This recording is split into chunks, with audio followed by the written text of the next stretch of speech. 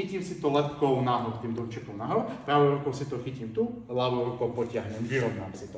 Prechytím si a spojím si vlastne suchý zips. A mám v podstate ten turniket zložený. Prečo vám to hovorím? Lebo ak máte turniket, tak by ste ho mali mať nejako zložený, nemôžete ho mať len tak pachnutý. Jasné, že tá ruka by išla takto a takto by som si to, aby ruka postrelená, nebudete ju takto dvíhať, to nedáte pravdepodobne, ale pre vysvetlenie.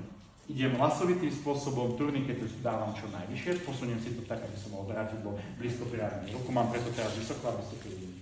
Pravou rukou si prechytím, zips, potiahnem, natiahnem si zips čo najviac v sebe. Musí to byť na doraz. Zatiahnem, dám okolo suchý zips, skontrolujem suchý zips, vyslovene takto namatám. Teraz zatočím raz, väčšinou to bude stačiť iba raz. Suchý zips dám dovnútra, zachytím si to tak, aby mi to nezavadzalo, keď budem zatvárať domček. A mám v podstate potom založený ten turniket.